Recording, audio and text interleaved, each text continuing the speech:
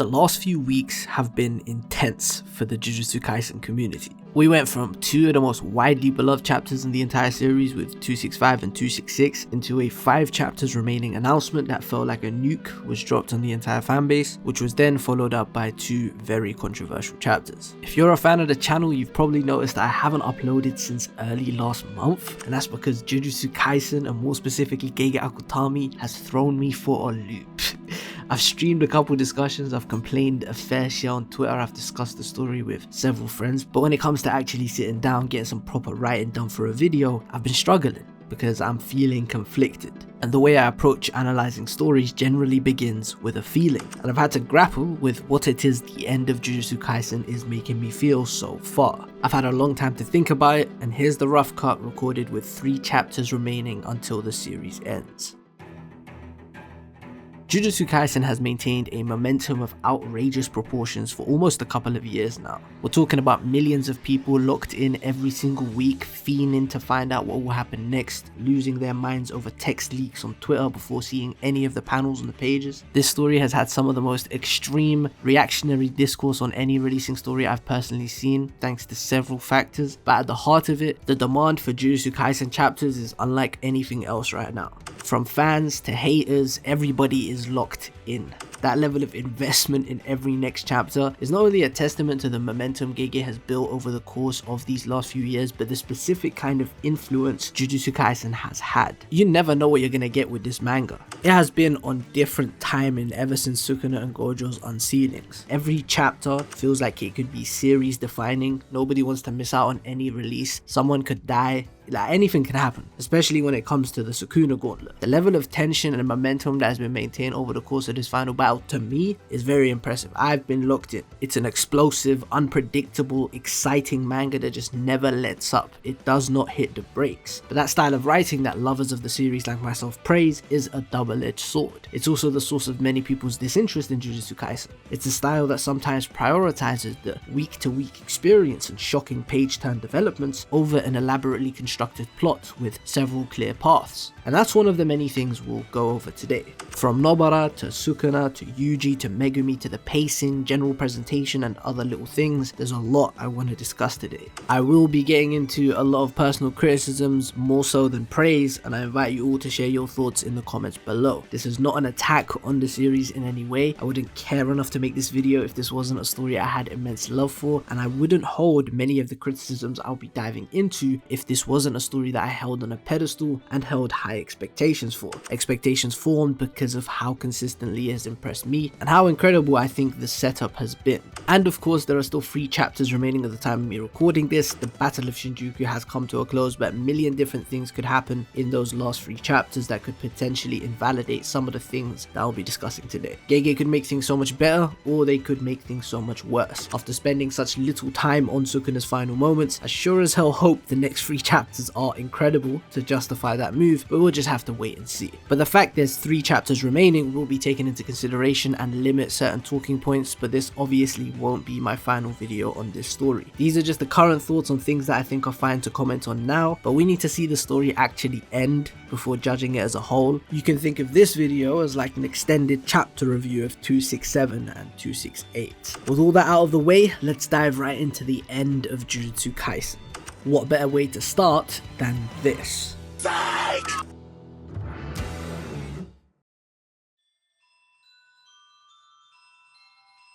The decision to bring back Nobara this late in the game is one that does not work for me. Since exiting the story towards the end of Shibuya, the character has been stuck between a rock and a hard place. Regardless of whether she was alive or dead, the way her condition was handled was far from ideal, and that is putting it lightly. The quote-unquote death of Nobara was always baffling because Gege for some reason refused to commit one way or another. He refused to tell us whether she was dead or alive, and we now know the reason why. He had kept the door open for her to make a clutch last-minute return at the height of the story's ultimate battle, pulling off a move that would decide the fate of Sukuna and in turn the story as a whole. This was the ultimate long con. Gege left Nobara's fate open-ended for such an excruciatingly long time, gave us this page in 265 which seemingly confirmed her death, so that even those who firmly believed she was alive had lost all faith by the time she finally returned in these final 5 chapters of the manga. It is deceptive writing, it's emotionally manipulative, and truthfully,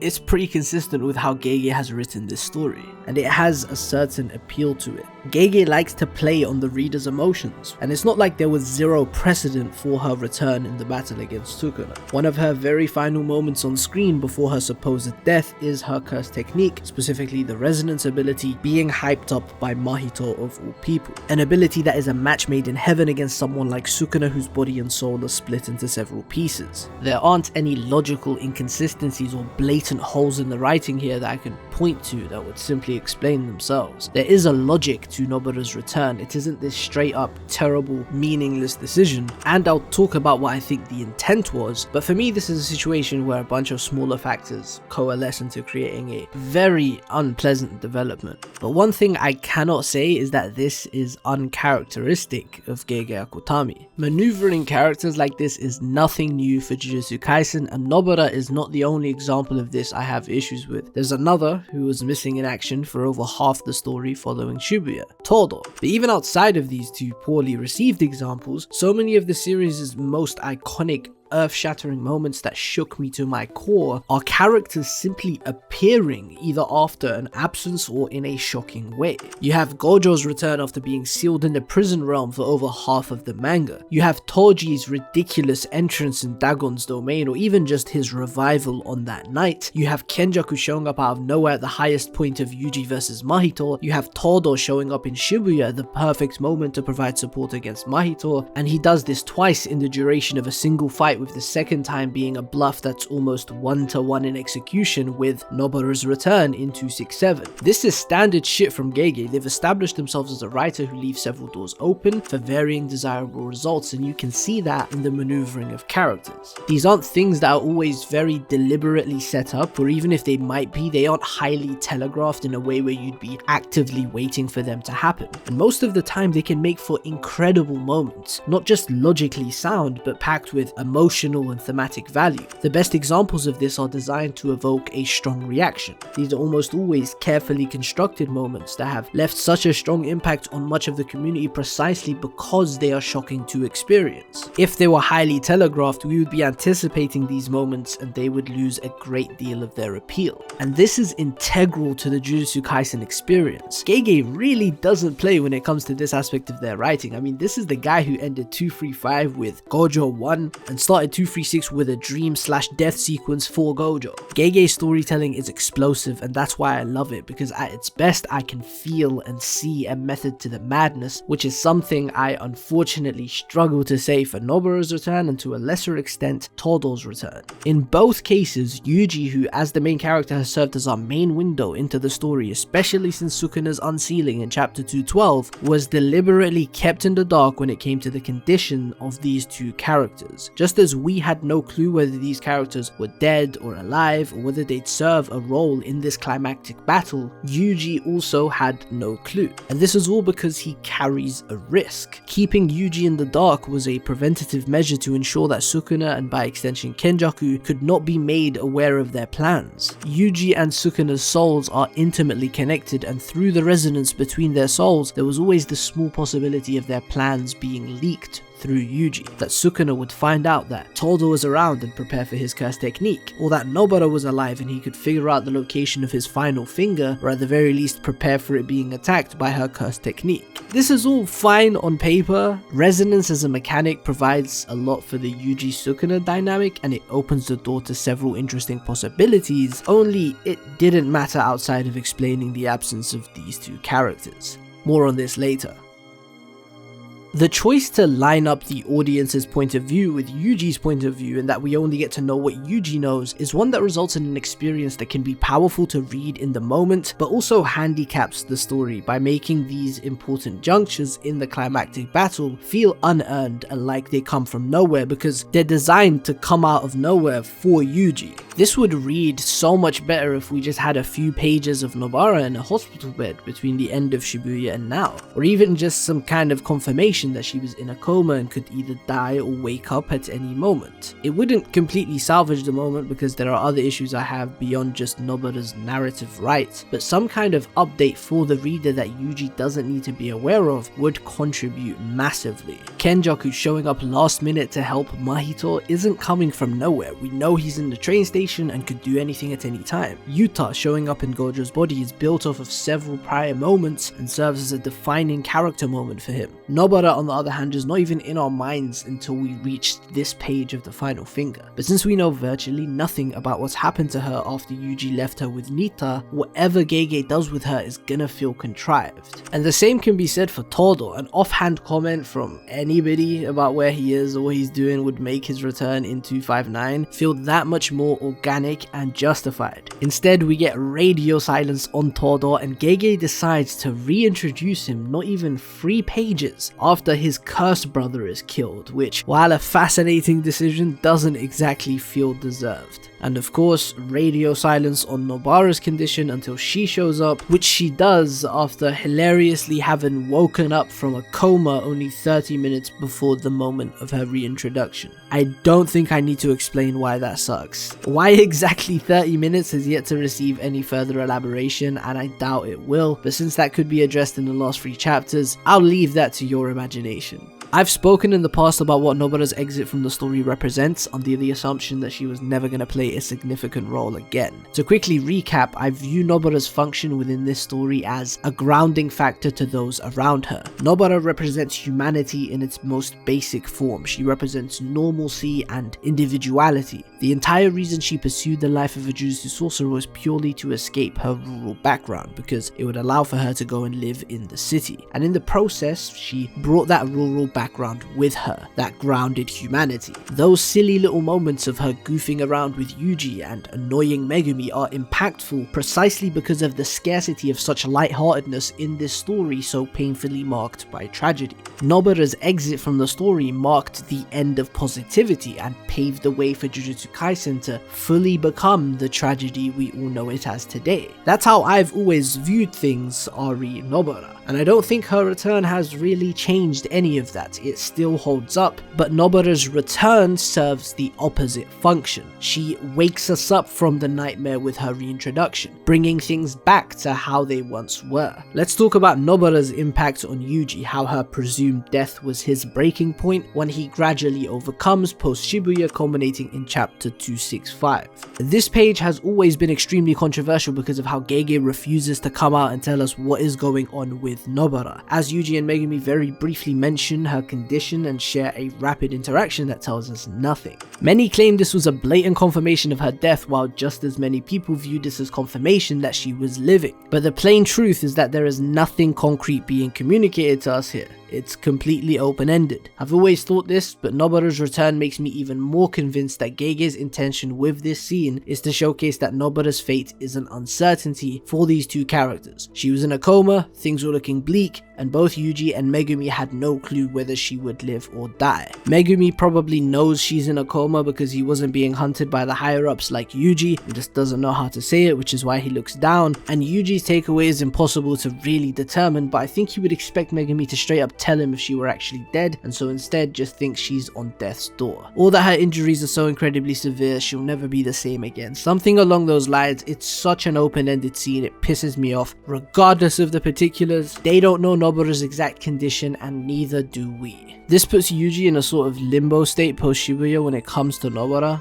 a frame of mind which coincides perfectly with his Cog mentality. There is no emotion or humanity attached to his actions. He will simply continue exercising curses for as long as he lives, with no reason or meaning behind it, simply because he is a Jujutsu sorcerer and that is his role in this world. He knows who he is, what he has to do, and he will do it. That is the routine that keeps him going. This is the mask he feels forced to wear. He's so overwhelmed by everything he's experienced convinced that being a cog who just does what is expected of him is far easier than facing himself. It's a coping mechanism to keep on living and escape confronting his emotions, and the same applies with how he registers Nobara's absence. I said Nobara represents humanity in Jujutsu Kaisen, and that is especially true in the case of Yuji. She represents his humanity. His arc of conquering this cog mentality runs parallel to his thoughts on Nobara. We are working with very minimal content, but I think there is a clear trajectory of Yuji slowly accepting her death that culminates in 265, where he finally recognizes the value of her life in the little memories she left behind that he will continue to cherish. That's why she's in a sequence filled with people Yuji thinks are dead. It's a very quiet backdrop that doesn't get anywhere near as much focus as I'd have liked, but Yuji overcoming the grief of Nobara's absence is a consistent thread post Shibuya. He obviously doesn't know she's dead in this page, but the way he views it, she might as well be.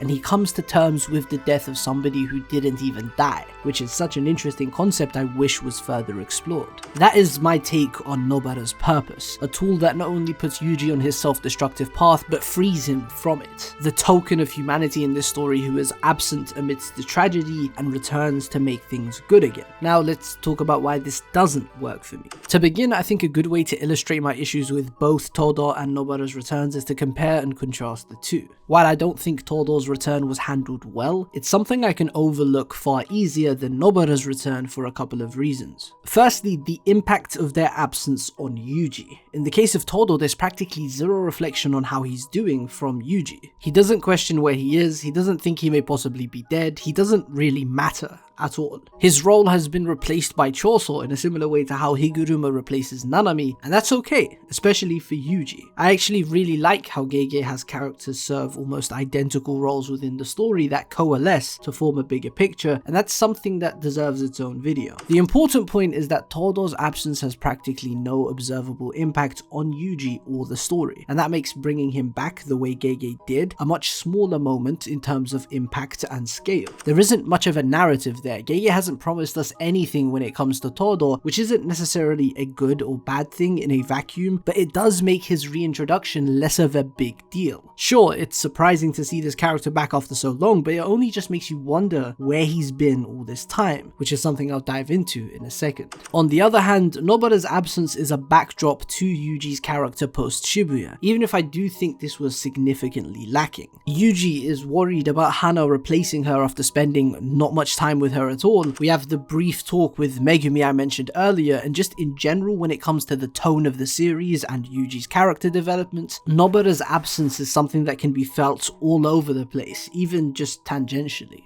Her death is what made Yuji spiral and adopt the self-destructive thinking that defines him for almost half of the story. Nobara not being present was an important thing, which, among various other factors, is one of the things that sours the nature of her return to me, because it's tampering with previous moments, and whenever something like that happens, it has to be worth it, which I don't think this was. Nobara coming back to serve such a pivotal role in the climactic moments of the ultimate battle, despite being missing in action for half the manga and deliberately written to be presumed dead, is such an empty moment. This isn't a well-earned conclusion to everything surrounding her, and more like a cheap reveal designed purely for shock value. It doesn't really address anything about her absence and the impact of her absence. It's just a fake out death in the most basic way possible. We thought she was dead, but she was alive and she saved the day. In comparison, Todo's return retroactively contextualizes things. Yuto was able to decapitate Kenjaku because of Todo's support. A moment that didn't make much sense at first is explained to us with Todo's return. And while helpful, Todo doesn't play an absolutely game-changing role when he appears, which is a good thing because that would have felt unwarranted. And on top of this, he's the one who proposed keeping things from Yuji because of resonance in the first place. On the other hand, Nobara just woke up 30 minutes ago, has been a complete non-factor within the world of JJK since the end of Shibuya, but for some reason she is given the privilege to serve one of the most important roles in one of the most important moments of the story as the key to Sukuna's defeat. She has been completely MIA,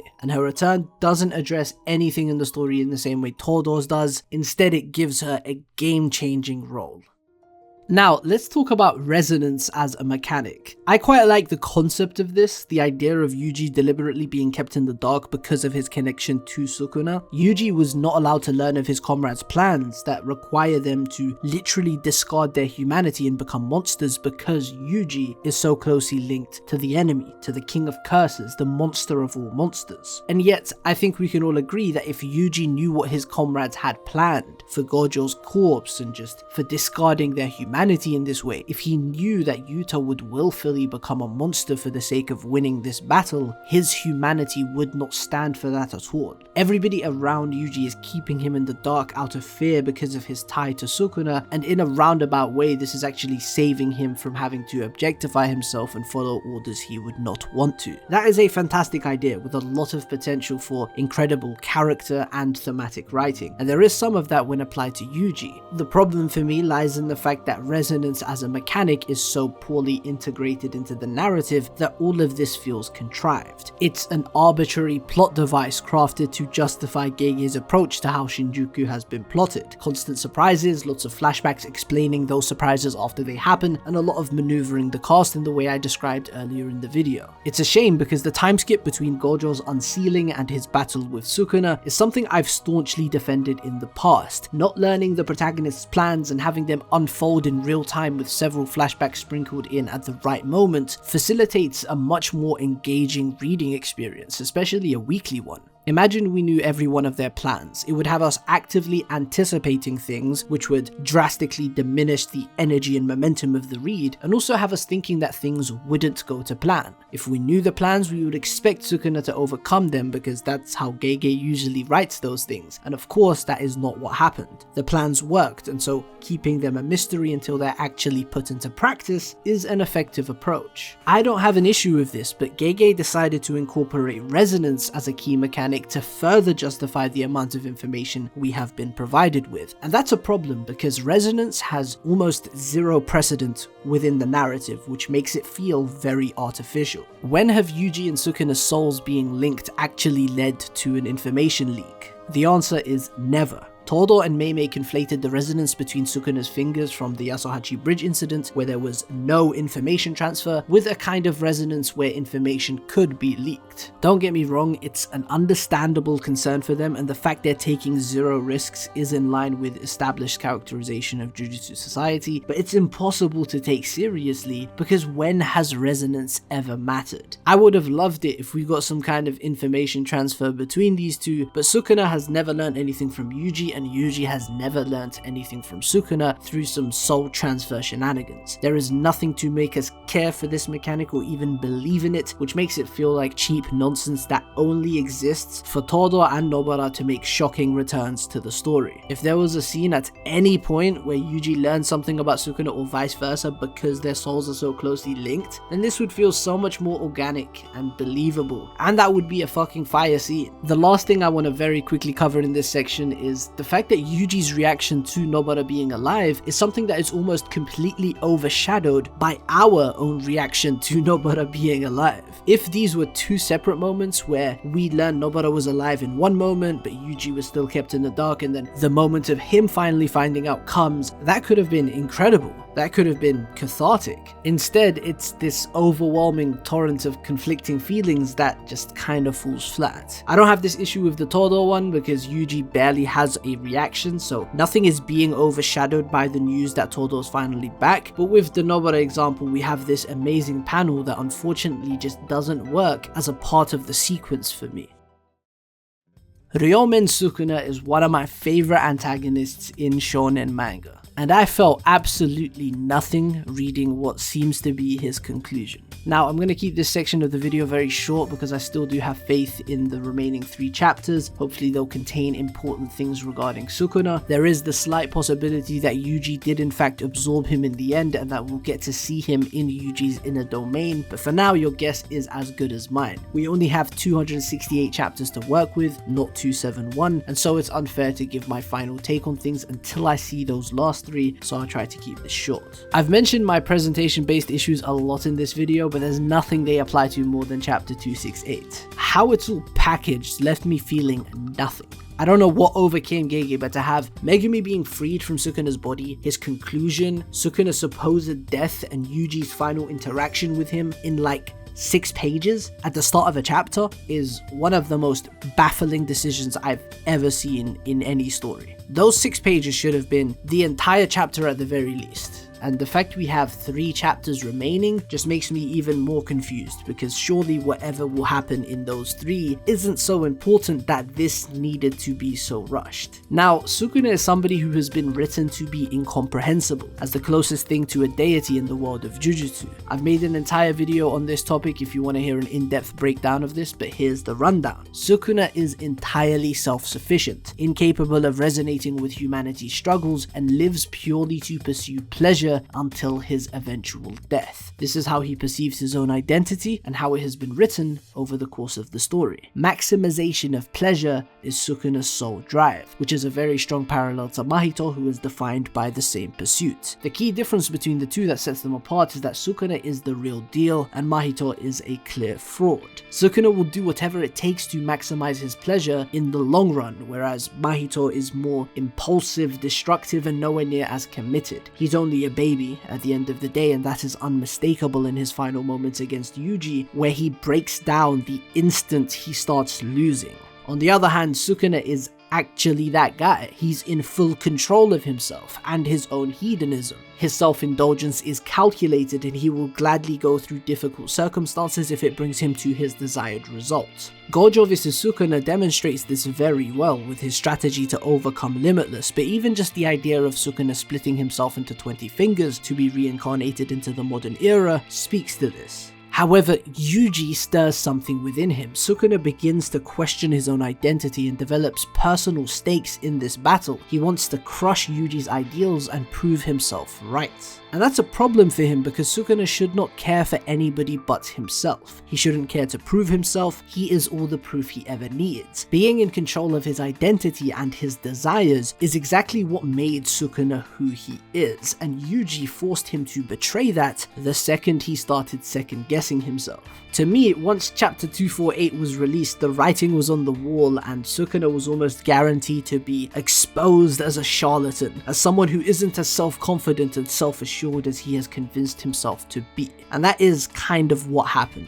Sukuna remains pretty steadfast in his disposition all throughout the Battle of Shinjuku against everybody besides Yuji. The kid's persistence just gets under his skin. Yuji refuses to stay down, and this culminates wonderfully in chapter 265 with Yuji's domain expansion. And he lays it out bare. He puts his perspective on life and humanity into words in a chapter where every little detail, from pesticides and industrialization, exists to illustrate the rift between Yuji and Sukuna. And shockingly, Yuji reaches out to Sukuna. Yuji extends a hand and Sukuna slaps it away. What's crucial here is that Sukuna does understand. He can fully comprehend why Yuji thinks and feels the way he does, but he refuses to resonate with him. This is what places him on a pedestal above humanity. This is what makes Sukuna a deity in the world of Jujutsu. Sukuna can comprehend others, but refuses to identify with them, for he stands alone. This is his entire shtick. His character in a nutshell is a person incapable of being understood because he resides on a higher plane of thinking, of existence. And then we get to chapter 268, presumably Sukuna's final chapter, and this rift between Sukuna and the rest of existence is forcefully bridged by Yuji. By being defeated, Sukuna is brought down to reality by Yuji, where Yuji's I am you to Mahito was a concession from him, his you are me to Sukuna is the complete opposite. Against Mahito, Yuji stopped rejecting his enemy and rendered himself a mindless cog who indiscriminately kills curses, just like Mahito does to humans, as he believed that was what the situation demanded. He stooped down to Mahito's level, becoming just like the curse himself. But against Sukuna, who identifies himself only as a curse who exists to wreak havoc and satisfy his urges, Yuji attempts to force the humanity out of him.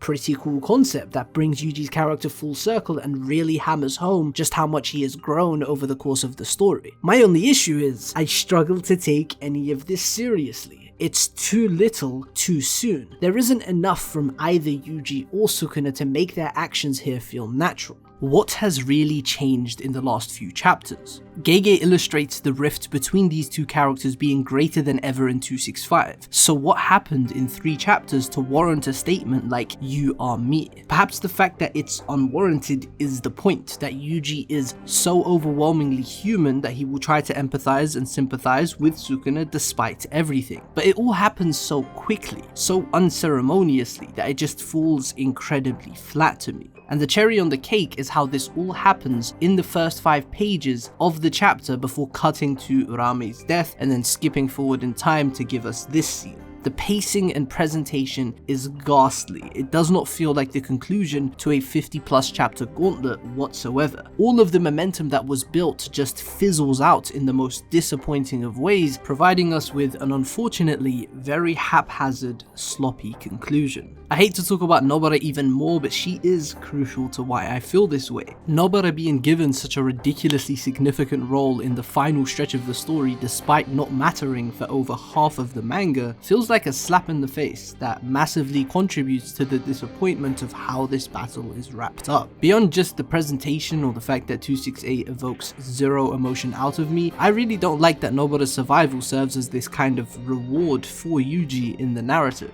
My most popular video on the channel is focused on Yuji's main character complex, as I called it, the way he assigns value to things like he's the main character in a story, something that is repeatedly criticized over the course of Jujutsu Kaisen through Yuji being punished for thinking he's special. But by having Nobara survive and return this way, it validates that sort of thinking. He's being rewarded for that mindset in the final hurdle of the story, which is bizarre to me, but again, there are 3 chapters remaining, so we'll see what Gege has in the kitchen for Yuji before I waste time discussing something that could be addressed.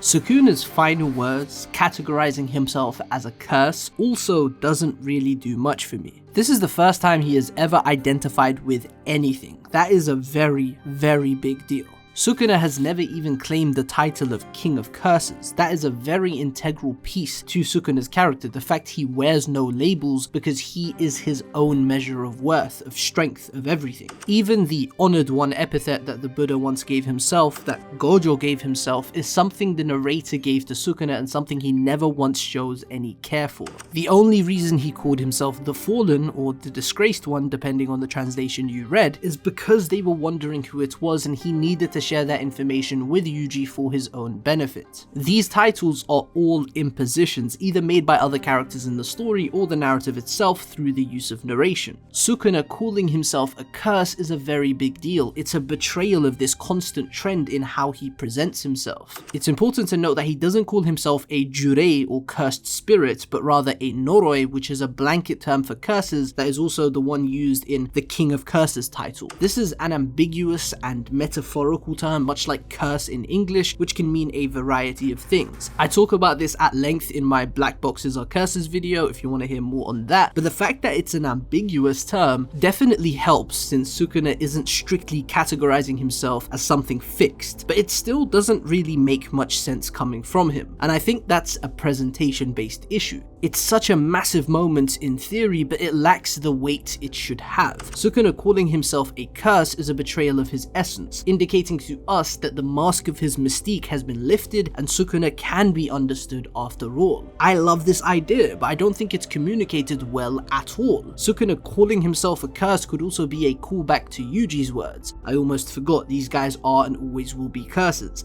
In that sense, it may be supposed to represent Sukuna's final fuck you to Yuji as he dies in his hands to illustrate the rift between them. I don't know what exactly this line is supposed to represent. It could mean several different things, many of which are in conflict, and while that can be a good thing at times, it's the main reason why this line doesn't work for me. And finally, my biggest issue that isn't simply presentation based is that this conclusion for Sukuna doesn't provide a satisfying answer to the questions posed by his existence. It doesn't really address or resolve the framework of the story, rewarding those who choose to be selfish and live as befits their nature, and punishing those who choose to be selfless against their best interests. How that is something that aligns with Sukuna's philosophies, and how it can be said that the story itself serves the King of Curses. We've talked about this in so many of my JJK videos. If you're subscribed, you've probably heard this already. And I've always viewed the main qualifying criteria for both Yuji and Megumi being suitable vessels for the King speaking of curses, to be the fact that they are both ultimately selfish individuals. And I mean this in a thematic sense, not a mechanical one. This interpretation is supported by Sukuna's reaction to Megumi finally fighting selfishly and popping off his domain expansion for the first time, albeit incomplete. Sukuna is ecstatic, which lends a lot of weight to the idea that selfishness is the qualifying criterion for being a Sukuna vessel. Yuji and Megumi's altruism is exposed as selfishness as it's processed through a self-centered funnel. Yuji wanted to save people to satisfy his hero complex and ensure he wouldn't die alone, and Megumi's morality exists on the basis of himself as its yardstick. We see this as early as chapter 9 with his self-awareness regarding the choice to save Yuji.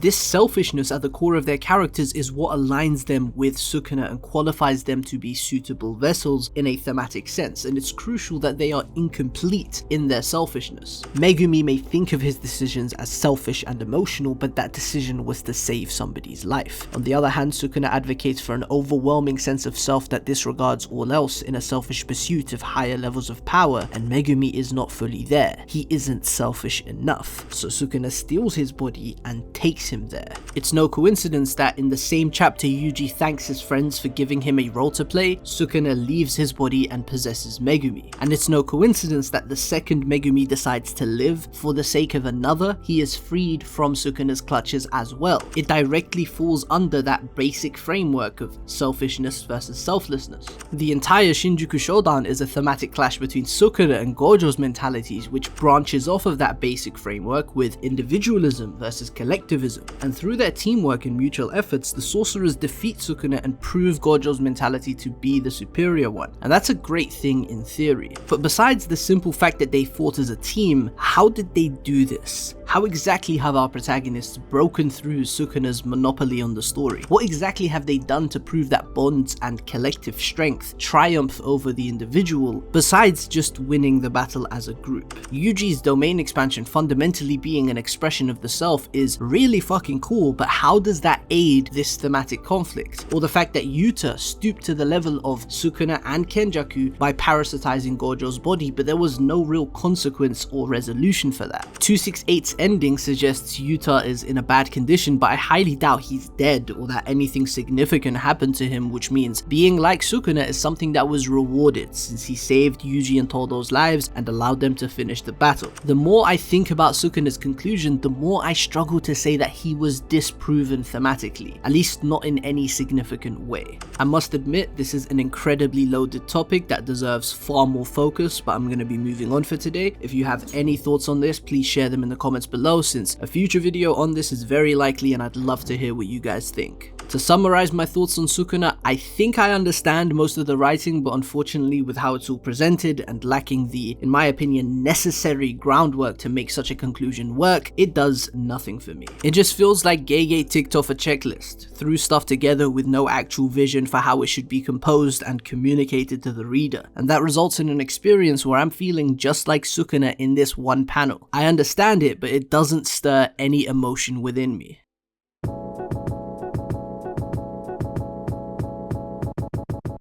I am not the biggest fan of Megumi's character. Those potential man memes were a very real thing to me, but not as a critique or attack of his character. It's simply the way he's been written throughout the story. Megumi's potential excited me. His character arc is structured in a way that promises to be very backloaded, where the conclusion is the most significant piece in his journey that will hopefully make everything else come full circle. That's why I was never a huge fan of what we had for Megumi, but still had very high expectations for where his character could eventually go. Unfortunately, we've seemingly reached the end for his character, and I find it very disappointing. Like the Nobara and Sukuna stuff I've discussed so far, I don't have much of an issue with the concepts here on paper, they're just significantly lacking in how they're presented. Looking at Megumi's journey in its totality, the trajectory of his character has always felt like it was heading towards him becoming more selfish and learning to live for himself. His most impressive feat as a sorcerer, the incomplete domain expansion in the Origin of Obedience, is the clearest foremost example of this. This is a character defined by the potential power that everybody sees within him, most notably the main antagonist of the manga, who literally steals his body and showcases the pinnacle of his potential. Sukuna shows us what Megumi could look like if he were a little more selfish. That's what makes chapter 212 the most important juncture in Megumi's journey. Once his body was possessed by Sukuna, Megumi lost everything. His soul was submerged in curses and evil. His body was used to kill not only his mentor / father figure, but the sister he dedicated his entire life towards. He got hit with multiple unlimited voids and completely lost his reason for living. Every plot thread connected to Megumi was either destroyed or stolen by Sukuna. Even the setup for a fight against Gojo was fulfilled by Sukuna. The King of Curses successfully sunk his soul into despair, and Megumi became completely empty with nothing to live for or fight for. All of this was build up for either a corruption arc or some kind of turning of a new leaf. Megumi would be reborn, either negatively or positively. Both could work as long as he undergoes some significant change. Instead, he's built back up to be the same person he always was, to have another try at living for someone else. Now, this kind of hard reset for Megumi could have been really good. It is a huge subversion of expectations because he has every reason in the world to change, but he chooses to stay the same. And I could see it working had there been more reflection for Megumi about his character flaws pre-212, and especially his lack of self-worth. But once again, it's so poorly presented. Megumi's character comes full circle and he's essentially back to who he was at the start of the story. It's framed as if he's learnt something, even down to the scars he now has, visually showcasing that he's been through so much and those experiences have shaped this rebirth. But what has he learnt? Really? I could not tell you because it's all skimmed over so quickly with no time to actually explore Megumi's mind frame. The conclusion Megumi reaches is to be who he always was. To try living for someone else is what he was doing with Tsumiki, and this could have been a powerful conclusion if it wasn't so bare bones. The payoff just isn't sufficient for how much went into the setup. As much as I like the ideas at play here, they needed to be explored a hell of a lot more. I also would have liked a far more substantial dynamic between him and Sukuna, not even necessarily on screen. I don't need them interacting, but for two characters who Gege has linked together since the very first volume of the manga. Hell, Megumi was supposed to be Sukuna's vessel in Jujutsu Kaisen, the prototype for what we got, and his dynamic with Sukuna is almost non-existent. Megumi just didn't get enough material to be developed or matter in any substantial way for me post 212. And I don't dislike this kid in any way, and I don't think he's fully tarnished by this either. Megumi is the tragedy of the final arc. He's the one Yuji has been fighting this entire battle to save, which ties into his grief over Nobara, of course, so this conclusion does make sense. We weren't promised anything once Sukuna took his body, because the point of that hijacking is that he cuts off all promises. He turns Megumi into a hollow husk. He kills his sister, who Megumi is wholly devoted to, and Sukuna has him in a headlock. But the very premise of him having everything taken from him gave me the hope of seeing the effects of that in more than like 8 pages over the course of the final 50 chapters. I'm looking forward to rereading the story with the full picture in mind to wrap my head around the intent of some things, and I won't lie and say I've given Megumi as much thought as other characters in the series, so I'm interested to hear your takes on the fella. Let me know down below. Hopefully you guys can convince me that this is a really good conclusion for Megumi, because I'd love to love something about the end of Jujutsu Kaisen.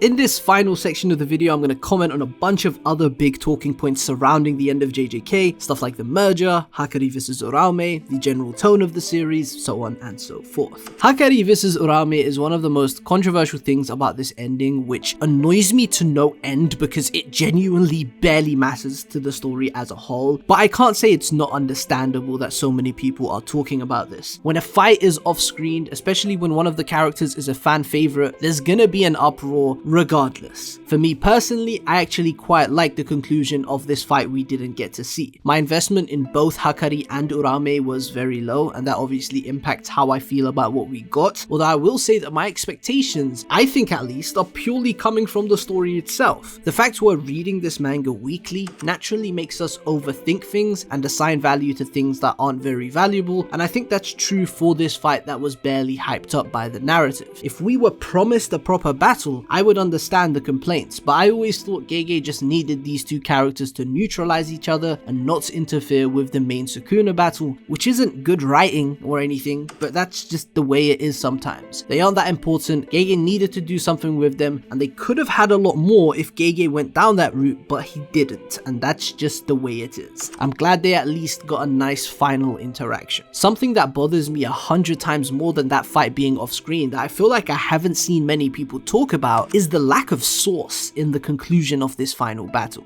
What do I mean by that? There is no sense of weight to the end of this battle. We linger on nothing. None of the characters seem to be processing anything. None of them are taken in the fact they just saved the world. There's no double page spread or even single panel focused on the devastation of the city. It's just the background of some other scenes. There's no reflection on the fact that they just defeated Sukuna, that Gojo was killed. There's no sigh of relief. There's no form of celebration. We just skip through time to Megumi waking up and being pranked by Yuji and Nobara. The tonal whiplash between these scenes is not the one. If you told me 2 months ago that we would get Yuji, Nobara, and Megumi goofing around in the same chapter Sukuna is defeated and the 50+ chapter battle of Jujutsu Kaisen's final arc reaches its conclusion, I would not believe you, but here we are. Compare the end of this battle to the end of Shibuya, chapter 137, where we see a gaping hole in the middle of Japan and the widespread impacts of this world-shattering event. Compare the end of this battle to the end of the Origin of Obedience arc, where we get amazing interactions reflecting on what just happened between Yuji and Nobara, or Nobara and Megumi, or even Yuji and Sukuna, and it's all beautifully presented. There is no source in the conclusion of this battle, visually, but especially in just the actual way it all happens. It's so rapid, like painfully quick. And the last big topic of this video has to be the merger. This has nothing to do with the last few chapters, and I pretty much gave up on the prospect of the merger happening once the 5-chapter remaining announcement dropped, but I have to address the elephant in the room. This will most likely get its own proper video in the near future, no promises, but I'm probably gonna do that. So for today, let me just share some brief thoughts. Unless the part 2 cope is real, chances are the merger isn't going to happen. Now, why did I want the merger so much in the first place? I've made a video literally titled Why the Merger Needs to Happen, and you can feel free to go watch that if you want a proper dive on the topic and laugh at me in the comment section. God knows there already are people laughing at me there. But to put things simply, the merger is such an enticing concept because there's nothing else that could tackle so many of the series' core ideas in one fell swoop like it would. The merger happening would merge a lot of narrative and thematic threads. I'm sorry, I had to. From the nature of cursed energy, to a resolution to Yuki and Kenjaku's conflict in chapter 136, to the body and the soul with things like Kenjaku in Geto's body and Geto fighting back in Shibuya, or even stuff like Sukuna, Yuji, and Resonance, or Toji in Shibuya. It could give us further insight into binding vows and how cursed energy exists as this sort of autonomous entity within the universe through things like Judgman, a Shikigami, which means it is a construct of cursed energy having nigh omniscient capabilities. I've been seeing a lot of corny tweets about how the merger should have happened because it would have been a dark, epic end to the story, and that's not why I think it needed to happen. I've never wanted the merger for the sake of the merger. I don't want to see a huge kaiju-esque monster destroy everything. I don't want it because it would be cool. Those are nice add-ons to the fact that it would not only address but could also resolve the core of the story post Shibuya, the next stage of humanity that Yuki and Kenjaku oppose each other on.